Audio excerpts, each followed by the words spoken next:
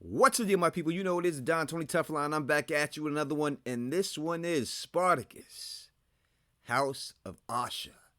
Episode 5, we will break down this video. We'll go through it shot by shot, and I'll tell you all the Easter eggs and everything else that you might have missed. Do me a favor, hit that thumbs up button. 500 likes is the goal, and if you're new here, do me a favor. Subscribe for more House of Ashur action. So right off the bat, we see Caesar making himself at home. In fact, he renames the place the House of Caesar. And he also informs Ashur everything that we knew and that I told you was going to happen, that this whole thing was a setup. Ashur just did not get in the good graces on his own. No, it was manipulated by Caesar because they knew that Ashur could not do it on his own. They seen that he was slipping. Therefore, they have spies in this whole place. And that is what they're trying to tell Ashur, that even though he feels he has ears all over and that he's the smartest guy in the room, that is not the case. When we get to the gladiators right off the bat, we see our girl trying to win over the hearts of the men, trying to get them to respect her as the champion. I understand exactly why they wouldn't. She didn't really prove herself. She hasn't really beaten a lot of people. She hasn't done a lot. But this is the first time that Caesar is able to lay eyes on her. Now, you have to remember, Caesar is in it for Caesar, right? And he sees the woman. He sees the novelty in it. But in the end, it's just about him. He doesn't really care about his boy. It's really about him and how he is going to hold this whole situation down. Caesar is just a wolf. And one thing we can say about Caesar when dealing with him is we never see him raise his voice. Not one time does he ever raise his voice at all. He always is calm and smiling. And that just shows you how manipulative this cat really is. So when he goes to the visit, he basically tells him, listen, we have someone for you, but we'll pay the dough to get you in it. And he does. He secures the Primus at this time for Ashur. And Ashur is thankful that he does. But is the person ready for this Primus? Because we know that the other people inside of this are still jealous of her. And we can see what it's trying to set up here. It's trying to set up a father versus son situation. Because as we know later on in this episode, the dad does get busy with this chick. He does get busy with Achilia. And I told you before that the father and the son were going to fight at one point in this season. In fact, in my last video, it was one of my top 3 things that I think is going to happen. And we know what kills everything in Spartacus. No matter who you are, there is always one thing that kills all of them, and that thing is love and affection. And once you have love and affection for somebody in this show, that is usually how it ends. That is usually how it all breaks down. But right off the back here, we see Ashur, with Caesar once again, and Caesar's woman Cornelia having a great time. And Ashur, for some reason, thought that he could test Caesar, not knowing his place. And Caesar had to put him in his place. Not only does he beat him down, but he makes him watch him while he shags up his girl. And what this means right now is that I think that this is going to put the dent in that relationship, because this chick now can be taken by any high Roman. And Ashur knows that. And she is also a measuring bar of how high he can actually rise. So as long as she can be taken by any Roman, she is never going to be the woman for him, and he is never going to be able to rise the heights that he wants. But there is a woman that cannot be taken by any Roman. There is a woman that if he got, that is his for the rest of his life, and cannot be violated not by Caesar or the likes of anybody. And that is what we're dealing with here. And as this chick drops dime and says, don't you see the way Ashur is looking at her? It does at this particular time make you think that one of them is going to have to go. Ashur taking her out for his new love. We have to understand that Ashur he's a villain. He's always been a villain, right? And I know he's the hero or our protagonist in this new series, but he's always been a piece of shit. And I cannot see him in anything else but that. So I think the dude is willing to do whatever it takes in the end. So they have the party in the house of Caesar. He reclaims it as his name. He has to do nothing but eat shit. And that's what it's all about. They put a bowl of shit in front of you. You got to spoon that up and smile. That is how you advance in this world.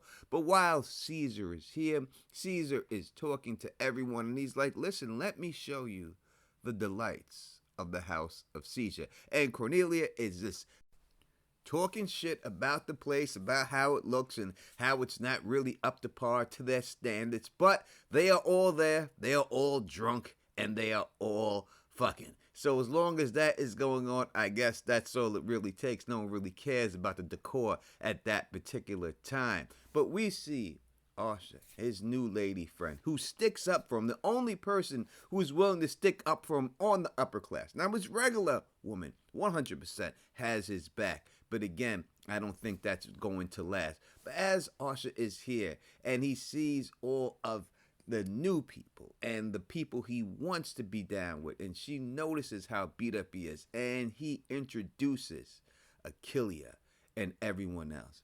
Everyone just bursts out into laughter. Everyone is not impressed. And when he has the meeting with the senator about it, the senator's like, you have already made me publicly say that this woman is going to be fighting. Now, if y'all are upset and like, oh, think of it like a football game or a baseball game, and all of a sudden a woman comes out there for center field. Now, the other ladies would probably cheer in modern day, but all these old football snobs, you know, they would be like, oh, this woman in football, she's going to get hurt, she's going to get killed.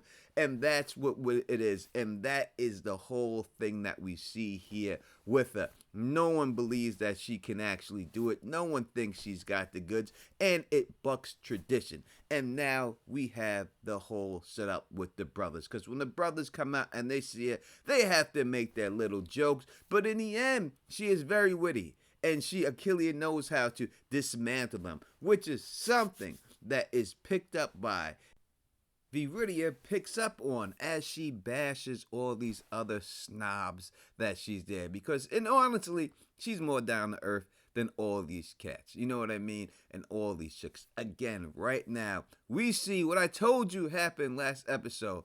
That this dude was 100% behind the whole setup. And he goes and he talks to Chorus at this time. And basically just jerks Chorus. I don't know what's going on with Chorus. He's enjoying this too much. It seems like he's down with it. At one point, they seemed like he was only doing it for the house. But now I think he's doing it because he really likes it. Because if you're going to let a man just jerk you off in public, then hey, that's you. Anyway, besides that, we see Caesar. And we knew this dude, as I said, was about this life. And he's the one who set the whole thing up, the whole Egyptian cotton, the thread count and everything. And he tries to get live with Caesar, but again, calmly. Caesar lets him know that either you worship me, if not, you may not be alive. Caesar is the best thing that has happened to this show at this particular time. He is the best thing that has livened up everything. And the show just wouldn't be as good right now if Caesar was not in it. So 100% respect to that actor and 100% respect for everyone playing off of him. Once again, we see love in this shot. Love is what I'm telling you is the death of them all. And when you fall in love with a woman in this show, you've seen it happen to Crixus. You've seen it happen to everyone. In fact, we hear it being said by the old Del Toro and that this took over, him saying straight up that he doesn't do it because he knows that that is how you start to care about people. And once you care about people, then everything else goes out the winning. When a gladiator's main thing should just be staying alive. But if you want to say that is a reason why you want to stay alive or you want to fight to stay alive, then I guess that's debatable and arguable when it's all said and done. But we see Achilia basically at this time take him into bed. Now, I know people might say, I thought she liked women. I never got we see women looking at her like they like her, but I've never gotten that thing that she actually liked women. I think she's dealing with him because out of all the people that are here, he's the most honorable guy out of all of them. All these other guys are just garbage. So she's just like, if I'm going to die, I want to get effed before I die. And that's what it is. We finally make our way to the end of this episode. And that is finally the Primus. Now, they have built this up from the beginning of the Primus. They have built it up. It has been 4 episodes for this guy to get there. Caesar comes. He finally gets them where they're supposed to be. And finally, we get to see some gladiator fighting outside of the training. Something I was looking forward to. Now, this fighting could come off as corny. This fighting could not be good. But I really believe that they have done a very good job at it. But this dude, Ashur, is very public with his affection to this one. And I just don't see him surviving. Obviously, she's a grown woman and everything, but he doesn't know his place. You can't put your hands, kiss a highborn lady. You can't do it. He is just not that type person. But as they go and we see the senator who is with Pompey, but Caesar's trying to scheme him over. So it seems like, I do think it's something else. We see Achilia getting ready, and while they do this, and she is supposed to fight the brothers Farax, and that is what they have been hyping up this whole time, that she's going to take them on. We do see the switcheroo happen in this situation. And I will say, I did not see this switch coming. I did not know they were going to go this route with this whole situation. I really thought they were going to let her fight the brothers Farax. It seemed like that's what they set up for this whole time. But they said specifically that because he boasted about her, because he brought her out in front of all the people, and the senator feels like humiliated him, he wanted to see her against a bigger competition, more of a threat than we have seen her against would have been with the brothers Farax. That would have been a sideshow. It's not like they take them as true gladiators. They don't. They just take them as people that go out there, entertain the crowd, and they kill people. But they're not considered high-level gladiators. The father and son duo go out there, fight, and they also get a win.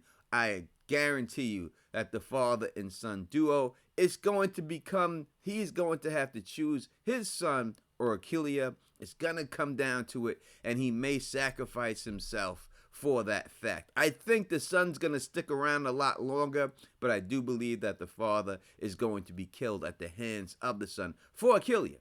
And that's how it's going to go down when it's all said and done.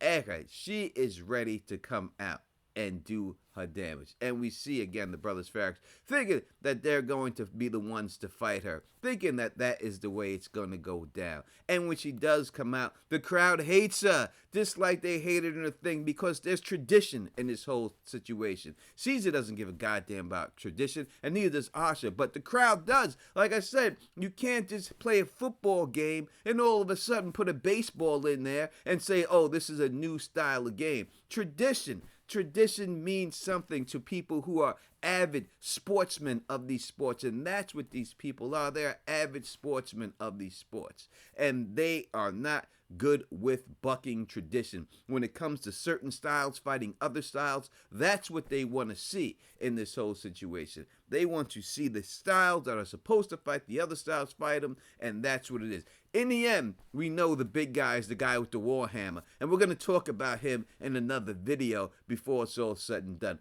But she does come out, announced by Caesar, of course. I mean, who else is going to announce her out?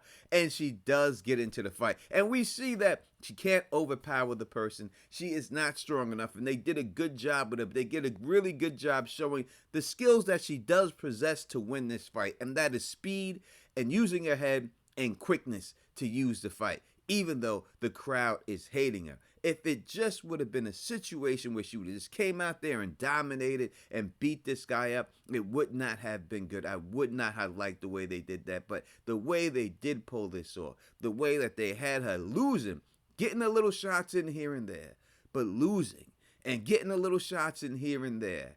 And really when it all came down to it, when the battle was there, it was the resolve Her resolve was deeper than anybody else that she was fighting. Her resolve was there that she had the will to get up off the floor and keep on fighting. And that to me is what made this fight great. And that to me is what made this episode great. But in the end of it, I want to know exactly how you feel. How did you feel about this episode? How do you like the show so far? Do you want me to do a live stream for it? Because if you do want me to do a live stream for this show, I definitely will do it. You can call up and give your comments about this whole situation. I would love to hear from you. I don't know if Phil is watching, but I bet you I can get Phil watching. I mean, hey, why wouldn't you want to watch beautiful women that are naked all the time? I mean, I'm about that life, baby. I'm about that. I can leave all that man stuff. Oh, no one need to see that stuff. But but everything else is very good. Again, I thought that when they did the fight with Achilia, it was done very well. Not to make it like she's just overpowering anybody, but it was her will to survive, her ancestors that she's seen that gave her the will to survive, and the injury she took on her hand, that may make her have to take a new weapon, a new style, because I don't know how long it's going to take to kill. I mean, it almost cut her hand right in half, like sawed it right down the middle. And that is going to take a long time to heal when it's all said and done. But she gets to win. And as she does get to win, the crowd loves her. They go wild. They chant her name. They scream for her. But the injuries she took while she's waving to the crowd and they all love her, it's just too much for her body to bear, and she passes out. And that is how this episode ends. You let me know in the comment section what you thought. And if you like the way I do this, please thumbs up this, spread this across the realm, and of course subscribe. And until next time, you know who it is. Peace and stay sexy.